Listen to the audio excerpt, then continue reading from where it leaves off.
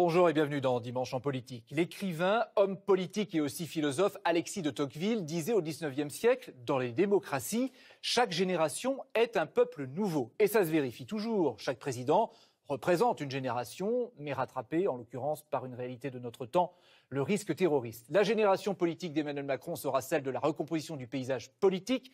Après avoir été à la tête des Jeunes Socialistes, ministre de François Hollande et candidat à la présidentielle l'année dernière, Benoît Hamon vient de lancer Génération avec un S à la fin. Et Benoît Hamon est notre invité aujourd'hui. Bonjour. Vous allez bien? Merci bien. Vous aussi? Oui, très bien. Merci d'être avec nous ce midi. Et évidemment, l'image de la semaine, c'est l'attaque terroriste de Trèbes dans l'Aude, revendiquée par l'organisation État islamique. 4 morts. L'assaillant, un franco-marocain fiché S, a été abattu. Et puis il reste aussi le geste héroïque du lieutenant-colonel Arnaud Beltrame. L'Union nationale avait prévalu avec les attentats de 2015. Doit-elle être toujours d'actualité? Évidemment, il y a dans un moment comme celui-là où la France est attaquée, des Français qui faisaient leurs courses travaillaient dans ce grand magasin où le lieutenant-colonel Beltrame, qui dans l'exercice de ses fonctions a fait son devoir au prix du sacrifice de sa vie en échangeant sa propre vie contre celle des otages. L'Union nationale. L'Union nationale, elle est naturelle. Je veux dire, tout ce qui viendrait la remettre en cause serait pure folie. François Hollande avait été reconnu pour avoir été à la hauteur lors des attentats. D'Emmanuel Macron, vous attendez quoi dans ces circonstances? Écoutez, qu'il soit lui aussi à la hauteur, moi j'ai pas de remarques particulières à faire. Il me semble que dans un moment comme celui-là, c'est pas tant seulement le président de la République, c'est la nation qui doit faire corps autour des siens, autour des familles des victimes, parce que ce qui s'est passé là est abject, innommable, et que voilà, ça justifie que on donne sens à la République. Il y a des moments dans ce Justement, pays, est-ce que vous attendez un acte polémique? On vit dans une époque fébrile, pressée, où finalement on a l'impression que même les politiques ne s'attachent qu'aux détails. Là, on touche à l'essentiel. L'essentiel, c'est que aujourd'hui, certains tuent au nom de l'idée qu'ils se font d'un monde qui ne supporte pas qu'on soit différent d'eux. Et ben, ça justifie que nous qui sommes la République, nous qui prenons la tolérance, la diversité. Mais est-ce que ça passe par un acte, par exemple un discours ou quelque chose comme ça, pour rappeler peut-être les valeurs de la nation? Je dis ça par exemple. Je sais pas. Écoutez, moi, je pense que c'est pas tellement de la communication politique dont on a besoin. Quand vous dites ça, vous dites quoi?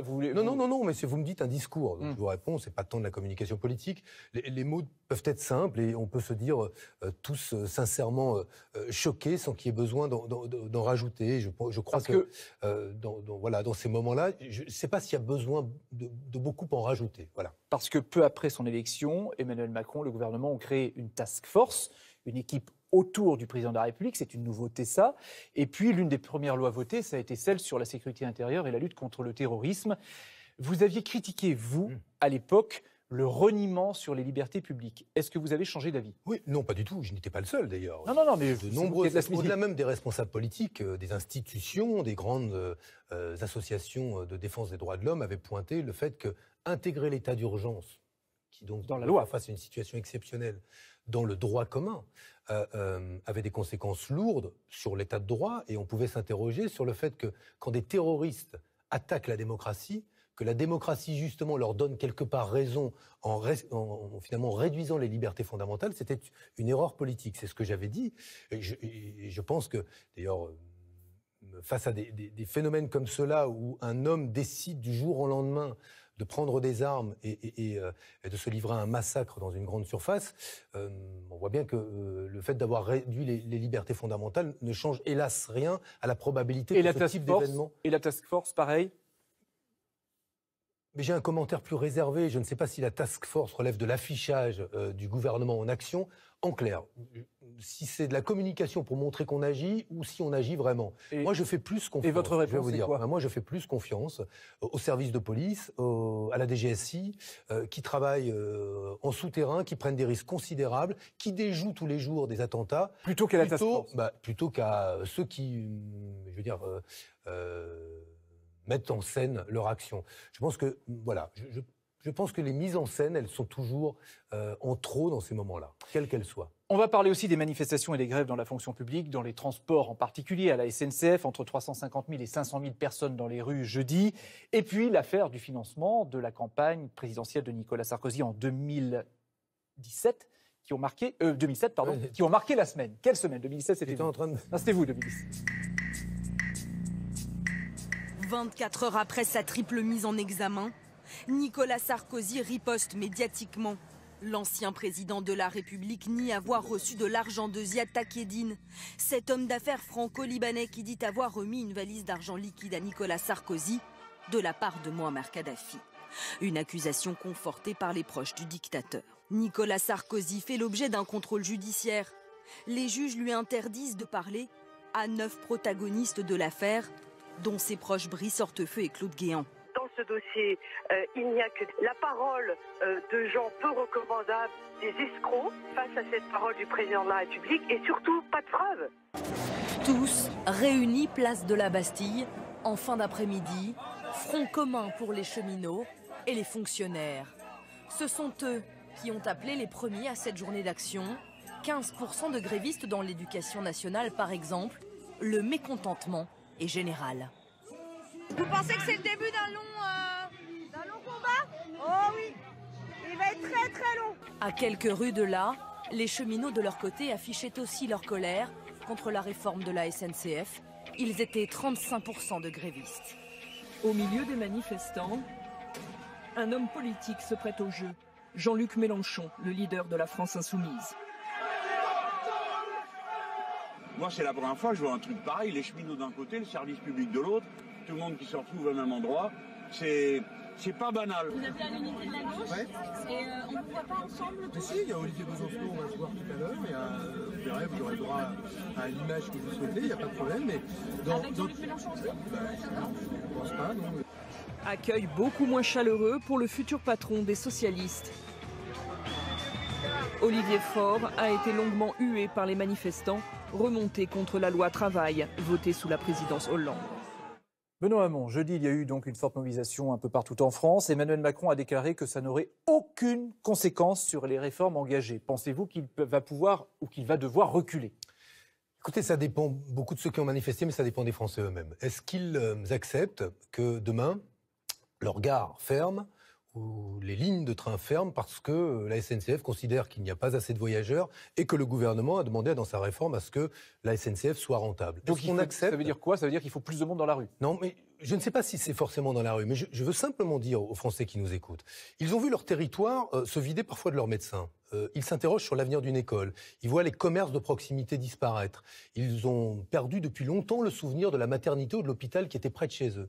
Et maintenant, on leur annonce que parce que la ligne qui les relie à d'autres points du territoire ne serait pas assez rentable, qu'il n'y aurait pas assez de voyageurs, la gare et la ligne de chemin de fer pourraient fermer. Mais c'est Emmanuel Macron qui est responsable de tout ça? Ah non. Mais pardon, oui, c'est Emmanuel Macron quand il décide de fermer ses gares en faisant la réforme de la SNCF. C'est quand même lui qui aujourd'hui demande une réduction des coûts de la SNCF de 30%. C'est quand même lui qui remet en cause un grand principe qui voulait que la SNCF, c'était l'aménagement du territoire, cela reliait les Français les uns aux autres et que désormais, on accepte que des pans entiers du territoire français, qui sont peut-être pas ceux qu'on voit le plus à la télé le soir, mais soient objectivement abandonnés. Enfin, si sur France 3, on les voit beaucoup. Oui, mais sans doute. Mais c'est bien pour ça, d'ailleurs. Vous êtes probablement un œil témoin de cette réalité des territoires ruraux ou de cette France périphérique qui ne comprend pas pourquoi on laisse les services publics s'en aller. Et surtout quand c'est un choix politique de le faire. Au-delà de ça, Jean-Luc Mélenchon appelle à aller plus loin et à une manifestation un week-end pour qu'il y ait plus de monde, pour que les Français, comme vous le dites, puissent venir manifester. Est-ce que vous acceptez ça? Est-ce que c'est une bonne idée? Toutes les initiatives seront bonnes. Celle-ci en particulier? Moi, je vais lui proposer à Jean-Luc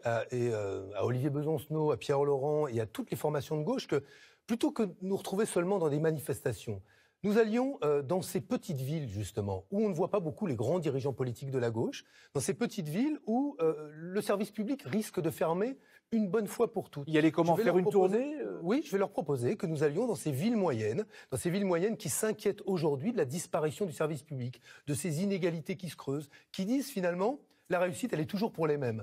On voudrait que je réussisse. Regardez, je vais vous prendre un exemple. Madame Pénicaud et Monsieur Macron veulent faire le contrôle des chômeurs. Ils veulent les contrôler davantage et leur supprimer les indemnités s'ils n'acceptent pas un métier à 80 km ou 50 km de chez eux.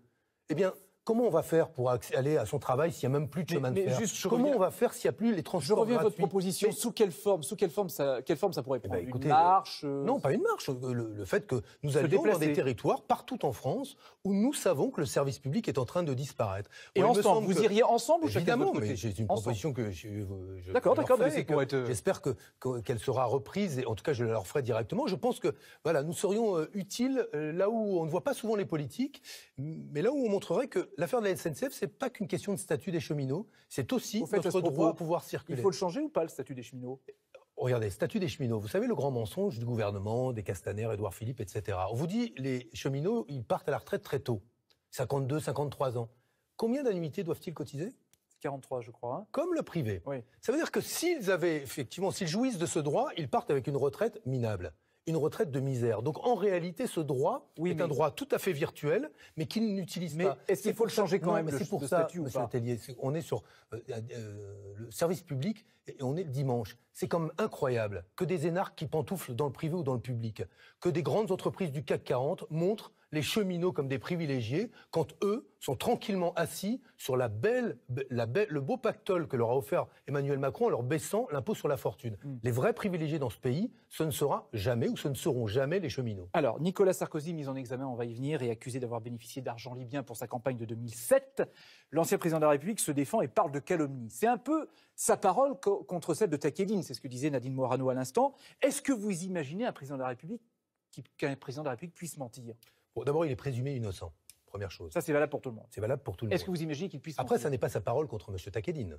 C'est sa parole contre celle du juge, sa parole contre celle des policiers qui enquêtent, c'est sa parole contre une série de témoins qui disent qu'il aurait reçu pour financer, je bien mets un conditionnel, de l'argent d'un dictateur à la tête d'un pays pauvre. Qu'est-ce que ça m'inspire, moi? Deux commentaires. D'abord, c'est pas nouveau qu'une partie de la classe politique a un rapport à l'argent qui est un rapport corrompu au sens où l'argent les attire, l'argent fait tourner les têtes, et je pense que ça pose problème. On verra si c'est le cas là pour le financement de la campagne. Mais deuxième chose, vous avez des gens qui se font mettre en prison pour avoir volé un saucisson dans un supermarché. Ils n'ont pas le droit aux 20h de TF1 pour pouvoir défendre leur cause. Ce qui m'a frappé, moi, c'est qu'il ait pu, le soir même, aller dire sa vérité aux 20h de TF1, contredisant la plupart des éléments de l'enquête, avec un talent que tout le monde lui reconnaît. C'est un excellent communicant. Ouais.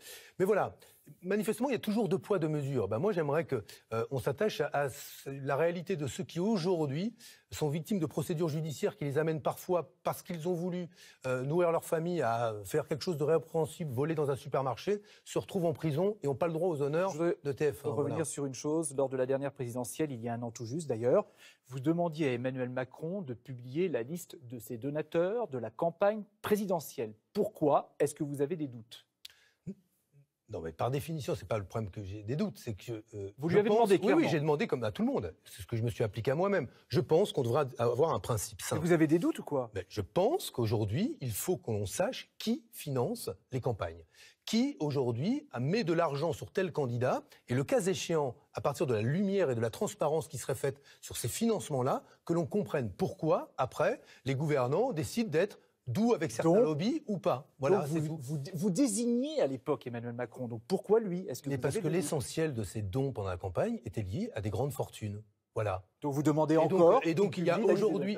Je demande encore que pour l'avenir, cette loi-là, en tout cas une loi de transparence, soit prise. J'observe que le gouvernement, qui avait l'occasion de le faire, ne l'a pas fait, veut rester opaque sur les dons les plus importants faits aux partis politiques. Je redemande que les dons les plus importants faits aux partis politiques, ceux qui sont entre 3 000 et 7 500 euros, comme moi je le proposais pour ma campagne, soient transparents et que l'on dise qui donne à qui, pour mieux comprendre ensuite qui, peut-être, tient qui.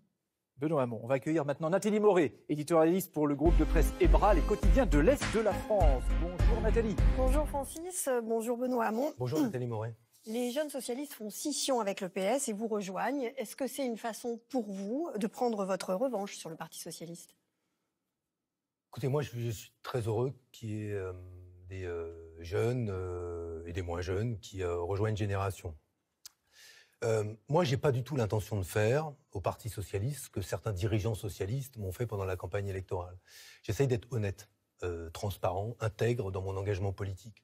Je comprends qu'à 20 ans, on a envie d'engagement enthousiaste, volontaire, qui vous amène plutôt à choisir une gauche debout, qui regarde l'avenir et le long terme. Donc ce n'est pas du débauchage, comme le disent certains socialistes. Non, mais je ne rentrerai pas dans ces polémiques. Et je l'ai dit un instant tout à l'heure avec Francis Letellier, on est dans un moment où tout est polémique, il y a trop de fébrilité et moi, dans le débat politique.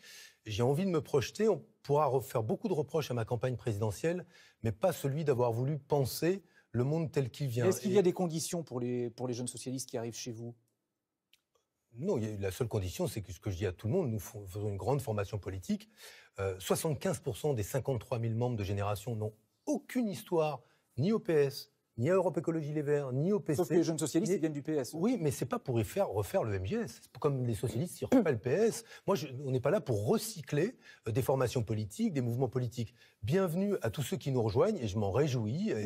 Mais ce que nous faisons, c'est radicalement autre chose. Donc pas de vengeance, pas de débauchage. Roxane Lundy, qui est l'actuelle présidente des jeunes socialistes, dit le PS est devenu un EHPAD. Est-ce que vous cautionnez ces propos ?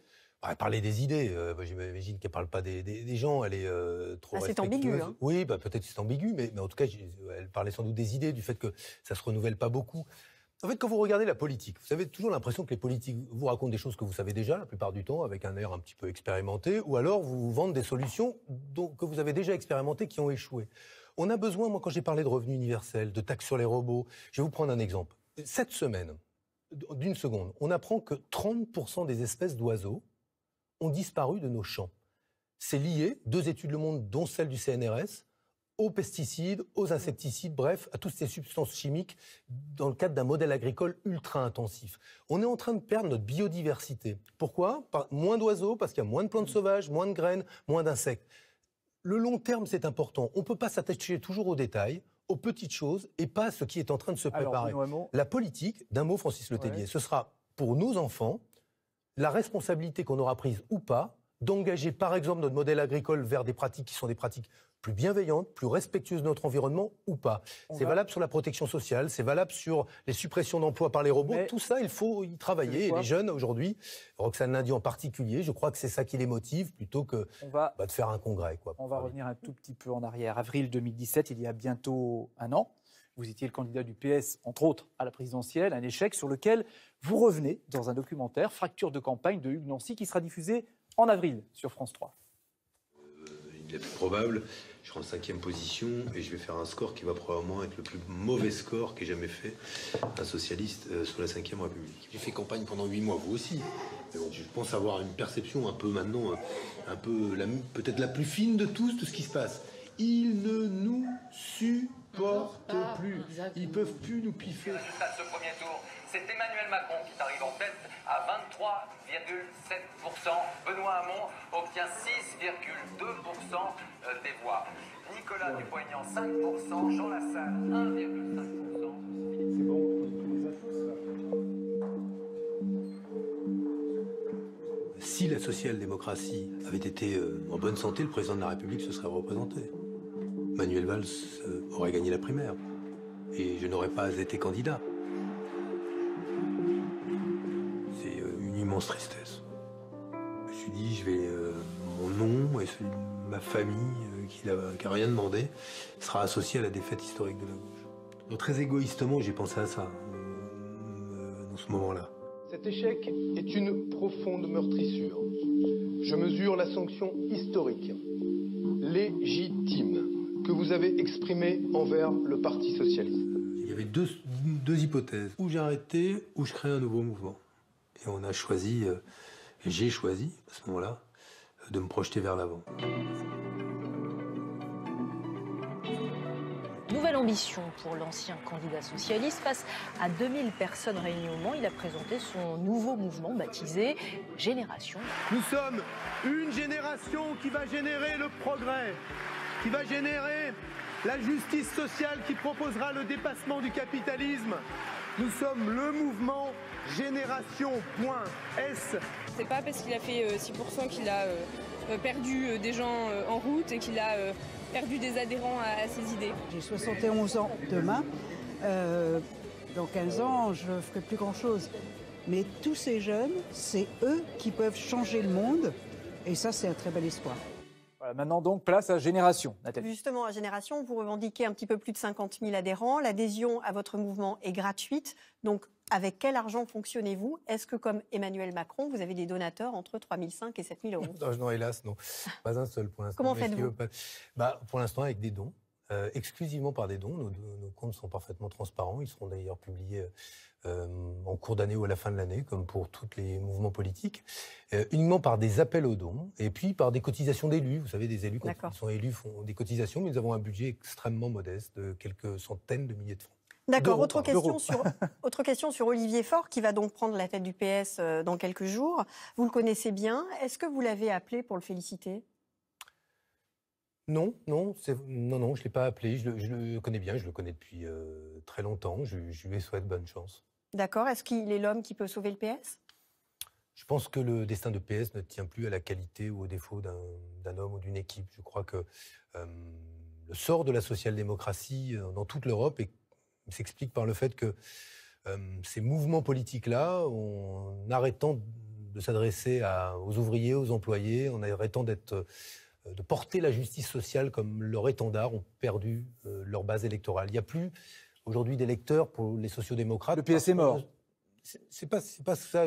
Les appareils peuvent vivre des années après que les idées qu'ils aient défendues se soient éteintes. Mais pour qu'un parti politique puisse s'inscrire durablement dans la vie politique et démocratique, il faut qu'il ait une utilité sociale.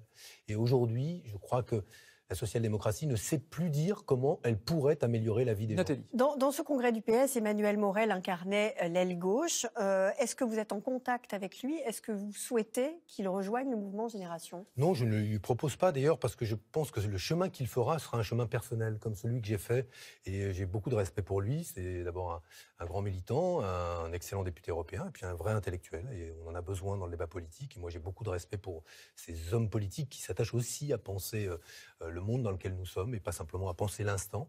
Mais en tout cas, si demain nous devions fabriquer une nouvelle maison commune qui dépasse nos formations d'Europe Écologie Les Verts, de Génération et d'autres, j'espère que Emmanuel Morel pourrait en être. D'accord. Autre sujet avec la révision constitutionnelle dont le projet sera finalisé cette semaine. Vous étiez durant la campagne présidentielle favorable à une dose de proportionnelle. Quelle est la bonne dose selon vous? Écoutez, moi je suis favorable à une 6e République. C'est-à-dire soit on réfléchit à partir des institutions existantes, soit on se dit que ça ne marche pas. La réalité, c'est qu'on voit, le Parlement, c'est un Parlement croupion. Il obéit à l'exécutif et on lui restreint le droit d'amendement. C'est-à-dire que vraiment, on est dans un monde dans lequel l'hyperconcentration des pouvoirs est désormais le seul totem. Oui, mais vous avez eu à souffrir aussi des amendements très très nombreux sur votre loi, etc. On a besoin que la démocratie, elle respire. Aujourd'hui, le président de la République vous dit, il y a des manifestations, c'est pas grave, je passe. Le Parlement, c'est pas grave, je restreins le droit d'amendement. On est dans un monde dans lequel... les amendements de forme. Souvenez-vous de la loi Taubira où il y a eu des amendements toute la nuit. Ça n'est pas grave, on a besoin de respiration. Moi, je trouve qu'il y a une forme d'immaturité de la démocratie française à faire semblant d'élire un président de la République pour élire un roi. En réalité, un monarque qui se comporte comme un monarque. Et vous voyez aujourd'hui, le spectacle ou la mise en scène de l'action politique d'Emmanuel Macron relève, de cela, c'est-à-dire la mise en scène du pouvoir personnel. Je trouve que, voilà, simplement, on a besoin que ça respire. Alors si ça doit passer par une nuit supplémentaire pour les parlementaires et pour les ministres à l'Assemblée nationale. Des fois, c'est 15 jours. Oui, non, mais c'est pas grave. C'est pas grave. Nathalie, une dernière question. Une toute petite dernière question sur les européennes. Ce sera la prochaine échéance électorale. Jean-Luc Mélenchon n'a pas du tout envie de faire une liste avec vous. Et vous, est-ce que vous avez envie encore de faire une liste commune avec lui? On n'a pas la même stratégie. On peut avoir le même constat. L'Europe marche mal, les traités nous empêchent de la faire fonctionner Donc vous bien, aurez votre propre mais moi liste. je crois en l'Europe encore. Donc vous aurez votre propre liste, vous demandez Nathalie? Moi j'ai déjà annoncé avec beaucoup et des partis dans toute l'Europe, avec Yanis Varoufakis, l'ancien ministre grec, que nous porterions un projet transnational. Et vous serez tête de liste? Non, je n'ai absolument pas dit cela. Et nous décidons. Vous ne le serez pas? En temps et en heure, on verra ça en temps et en heure. Mais oui, on a une stratégie qui est une stratégie européenne. Moi, je crois encore à la possibilité de concilier justice sociale et construction européenne. Si on dit j'échange l'un contre l'autre, à la fin on perdra sur les deux terrains. On n'aura ni justice sociale ni paix parce qu'on aura abandonné la coopération entre les peuples européens. Nathalie pour ce midi. Merci d'être venue sur le plateau de Dimanche en politique. Vous misez sur les nouvelles générations qui sont en ébullition. Alors il y a eu l'affaire de l'Université de Montpellier dont un amphithéâtre était occupé et qui a été évacué de manière forte. On voit ces images qui ont choqué beaucoup de gens. Un commando s'est introduit avec des matraques. Le doyen de la fac de droit a démissionné. La ministre de l'Enseignement supérieur a condamné et demandé une enquête. Peut-elle faire plus? Écoutez, ça dégénère dans beaucoup d'endroits. Montpellier, c'est un scandale. Ce sont des méthodes de fachos, comme on appelle ça, c'est-à-dire des types casqués qui viennent, et non cagoulés, qui viennent à coups de matraque évacuer un amphithéâtre avec, non pas, comment dire, probablement avec le soutien ou l'assentiment du doyen qui dit « je ne vais pas les blâmer ». Non, mais il le déclare. Il le déclare. C'est pas moi qui vais les blâmer. Mais est-ce que la ministre de l'Enseignement supérieur doit aller plus loin? Moi, ce que j'observe, c'est qu'il y a plusieurs universités aujourd'hui qui sont en mouvement. Celle du Mirail, celle de Bordeaux, celle de Nantes, celle de Montpellier et beaucoup d'autres universités. La réalité de la ministre de l'Enseignement supérieur, c'est qu'elle n'a pas mis les moyens pour créer les conditions d'études acceptables dans les universités françaises. Ni les conditions de sécurité, c'est ce que vous voulez dire. Toutes les conditions pour étudier tranquillement. Ce que la ministre de l'Enseignement supérieur sait parfaitement, le dossier était sur son bureau quand elle est arrivée. Il faudrait 5 milliards d'euros sur 5 ans pour remettre l'université à jour, en quelque sorte. Qu'on ait des amphithéâtres corrects, qu'on fasse la révolution du numérique, qu'on se donne les moyens d'une révolution pédagogique qui permette à tous les étudiants d'avoir des chances de réussir. Cet argent-là, elle ne le met pas parce qu'Emmanuel Macron ne le lui donne pas et parce qu'ils n'ont pas fait le choix de préparer l'avenir. Et la conséquence de cela, c'est qu'ils ont décidé de fermer la porte de l'université à certains bacheliers. Justement, on va y revenir, parce qu'il y a des appels à manifester et à bloquer les universités mercredi à la suite de l'affaire de Montpellier, mais aussi pour protester contre Parcoursup. Est-ce que vous soutenez ces mouvements? Oui, je les soutiens, mais je veux qu'on se comprenne bien. Et là, je m'adresse aux parents ou aux étudiants qui vont, aux lycéens, qui vont faire un bac pro ou un bac technologique cette année. À partir du moment où vous demandez au président d'université de préciser les attendus qui justifieront que vous choisissiez d'accepter ou de refuser tel ou tel bachelier, qui croyez-vous qui fera les frais de cette politique de sélection par attendu? Ça veut dire quoi? Ça veut dire que les présidents d'université choisiront leurs bacheliers. Eh bien, je peux vous assurer que le droit qui est celui d'un bachelier professionnel ou d'un bachelier techno à poursuivre ses études, ce droit-là sera directement remis en cause. Est-ce que Mme Vidal ni M. Macron n'assumeront jamais? Ils ne vont pas vous dire « oui, nous interdisons la poursuite des études à ces bacheliers pro-techno ». Mais c'est concrètement ce qui va se passer. Benoît Hamon. Ça, c'est le refus de mettre des moyens à l'université qui amène au fait qu'on leur ferme la porte. 30 secondes pour évoquer un bruit qui court. Vous êtes aussi conseiller régional d'Île-de-France. Oui. Anne Hidalgo réfléchit à rendre gratuits les transports publics à Paris. Est-ce que vous signez? En tout cas, c'est un beau débat. Et moi, je me réjouis qu'elle ouvre des débats. Je vois qu'il y en a qui sont obsédés à l'idée de la remplacer, Anne Hidalgo. Oui, par exemple, elle ouvre des débats. Regardez, Christophe Castaner, à l'instant, ce matin, parle il a besoin d'alternance à Paris. Mais je pense que ça s'appelle un orgueil démesuré, ce qui arrive à Christophe Castaner. Mais elle ouvre des débats intéressants. Est-ce qu'on fait aujourd'hui pour entamer la grande transition sur les mobilités, avoir des transports propres? Est-ce qu'on crée des transports publics gratuits? En tout cas, Génération, à Paris, va s'inscrire dans ce débat et fera des propositions. Est-ce que vous soutiendrez Anne Hidalgo alors? Nous ferons des propositions, évidemment, pour accompagner ce débat. Mais est-ce que vous soutiendrez Anne Hidalgo au municipal? On verra d'abord dans c'est plutôt vers là que vous quelques mois. Mais en tout cas, nous, on reste à gauche. Donc, il n'y a pas de problème sur le fait qu'on nous trouvera toujours à gauche, en tout cas, pour mener des débats de cette nature. Merci, Benoît Hamon, d'avoir accepté notre invitation dans Dimanche en politique, à retrouver sur France.tv, sur le site France Info et sur le compte Twitter Dimanche en politique. Et Catherine Matoche arrive pour l'actualité de la mi-journée.